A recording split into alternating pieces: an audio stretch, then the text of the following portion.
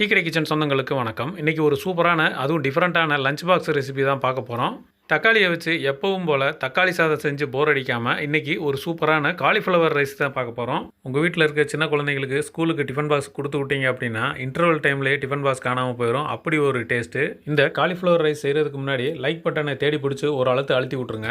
வணக்கம். நீங்கள் நம்ம டீ கடை கிச்சனில் லஞ்ச் பாக்ஸ் ரெசிபி ரைஸ் தான் பார்க்க போகிறோம். அதுக்கு நம்ம இந்த மாதிரி ஒரு பாத்திரத்தை எடுத்து வச்சுட்டு அதில் 2 டேபிள் ஸ்பூனு நான் சன்ஃப்ளவர் ஆயில் தான் வைப்பேன். நீங்கள் என்ன சமையல்னு வச்சுருக்கீங்களோ அதை நீங்கள் சேர்த்துக்கோங்க. ஒரே ஒரு டீஸ்பூனு நெய் கொஞ்சமாக சேர்த்துக்கோங்க. ரைஸ்னாலே கொஞ்சம் நெய் சேர்க்கும்போது ரொம்ப சூப்பராக இருக்கும். ஒரு அரை டீஸ்பூனு சோம்பு, நீங்கள் சீரகம் கூட சேர்த்துக்கலாம். இந்த இடத்துல இஞ்சி கொஞ்சமாக ஒரு 2 இன்ச் அளவு இஞ்சி எடுத்து நல்லா சுத்தப்படுத்தி பொடுசாக கட் பண்ணி வச்சுருக்கேன். அதை நம்ம உள்ளே சேர்த்துக்கலாம். பூண்டு பார்த்தீங்கன்னா ஒரு 4 பல்லு பூண்டு, கொஞ்சம் மீடியம் சைஸில் 4 பல்லு பூண்டு எடுத்து நல்லா பொடுசாக கட் பண்ணி வச்சுருக்கேன். அதையும் நம்ம எண்ணெயில் சேர்த்துக்கலாம். இஞ்சி பூண்டு நம்ம அந்த பெருஞ்சீரகத்தையும் அந்த எண்ணெயில் லேசாக அப்படி ஒரு தடவை நல்லா கலந்து விட்ருங்க. அடுத்து ஒரு 200 கிராம் வெங்காயத்தை எடுத்து நல்லா நீல வாக்கில் பொடுசாக வெட்டி வச்சுருக்கோம். அதையும் உள்ளே சேர்த்துடலாம் எண்ணெயில். ஒரே ஒரு பச்சை மிளகா, பெரிய பச்சை மிளகா நல்லா குட்டி குட்டியாக வெட்டி வச்சுருக்கோம். அதையும் நம்ம உள்ளே சேர்த்துடலாம். கருவேப்பிலை 2 இனுக்க ஒரு வீட்டு உள்ளே சேர்த்துடலாம். இப்போ வெங்காயம் நமக்கு நல்லா வதங்கி வரட்டும். அந்த நெய்யிலையும் எண்ணெயிலையும் வெங்காயத்தை கலந்து விட்டுட்டு ஒரு அரை டீஸ்பூனு தூள் உப்பு போட்டு அந்த வெங்காயத்தை நல்லா வதக்கி கொடுக்கணும்.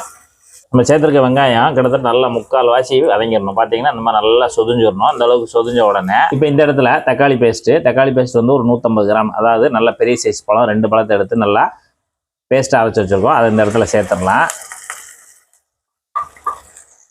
சேர்த்துட்டு அந்த வெங்காயத்தோடு சேர்த்து நல்லா கலந்து விடுங்க. தக்காளி பேஸ்ட்டும் வெங்காயமும் நல்லா வதங்கி வரட்டும். தக்காளி பேஸ்ட்டு சேர்த்து ஒரு 3 நிமிஷம் பார்த்தீங்கன்னா நல்லா பச்சை வாசனை போய் நல்ல ஒரு கிரேவி பதத்துக்கு வந்திருக்கு. இந்த இடத்துல புதினா தலை கொஞ்சமாக நல்லா பொடிசாக கட் பண்ணி வச்சுருக்கோம். அது இந்த இடத்துல சேர்த்துக்கலாம். மஞ்சள் தூள் ஒரு 1/4 டீஸ்பூனு, தனி மிளகாத்தூள் ஒரு அரை டீஸ்பூனு நம்ம காரத்துக்கு தகுந்தாப்புல சேர்த்துக்கலாம். கரம் மசாலா ஒரு அரை டீஸ்பூன். நம்ம பட்டை கிராம் தனித்தனியாக சேர்க்கறதுக்கு பதிலாக நம்ம கரம் மசாலா அரை டீஸ்பூன் உள்ளே சேர்த்துருக்கோம். ஒரு 1/4 எலுமிச்சம்பழத்தை அப்படியே பிழிஞ்சிடலாம் உள்ள. இப்போ மசாலா எல்லாம் சேர்த்துட்டு நல்லா கலந்து விடுங்க. இப்போ மசாலா எல்லாத்தையும் போட்டு நல்லா கலந்து விட்டுட்டு ஒரு நிமிஷம் மட்டும் அப்படியே நமக்கு வதங்கி வரட்டும்.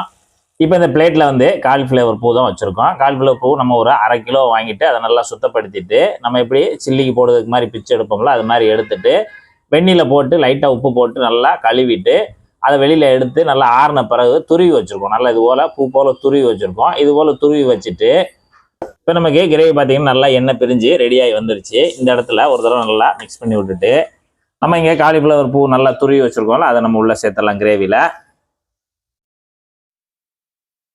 சேர்த்துட்டு நம்ம மசாலாவோடு சேர்த்து அந்த காலிஃப்ளவர் பூவையும் நல்லா மிக்ஸ் பண்ணி விடுங்க.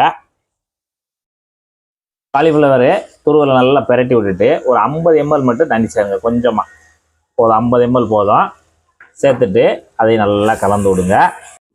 இப்போ காலிஃப்ளவர் சேர்த்து மசாலாவில் ஒரு 5 நிமிஷம் நல்லா வெந்து வந்துருச்சு. இந்த அளவுக்கு நல்லா வெந்து வந்த உடனே இப்போ நம்ம ஸ்டவ் ஆஃப் பண்ணிடலாம். ஸ்டவ் ஆஃப் பண்ணிவிட்டு அடுத்து நம்ம ஒரு 250 கிராம் அரிசி, அதாவது மெஷர்மெண்ட்டில் ஒரு கப் அரிசி எடுத்துகிட்டு நல்லா நம்ம வீட்டு அரிசி தான், சாதாரண நம்ம வீட்டில் பயன்படுத்த அரிசி தான் எடுத்து நல்லா வேக வச்சு வடிச்சிட்டு நல்லா உதிரியாக ஆற வச்சுருக்கோம்.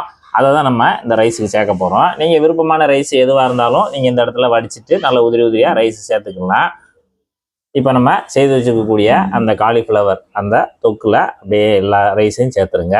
சோறோடு சேர்த்து நம்ம தொக்கையும் நல்லா கலந்து விடுங்க. இந்த அளவுக்கு மிக்ஸ் பண்ணிவிட்டு கடைசியாக மல்லித்தலை கொஞ்சமாக அந்த மாதிரி ஒரு 5 விரல் அளவு எடுத்து நல்லா பொடிசாக கட் பண்ணிவிட்டு மேலே தூவிட்டு ஒரு தடவை நல்லா கலந்து விட்ருங்க. இப்போ நமக்கு சூப்பரான ஒரு காலிஃப்ளவர் லஞ்ச் பாக்ஸ் ரெசிபி அருமையாக தயாராகிருச்சு. அப்படியே நம்ம வீட்டில் இருக்கக்கூடிய ரைஸை வச்சு நம்ம வீட்டில் இருக்கக்கூடிய மசாலா வச்சு சும்மா செம்மையாக டக்குன்னு ரெடி பண்ணிடலாம்.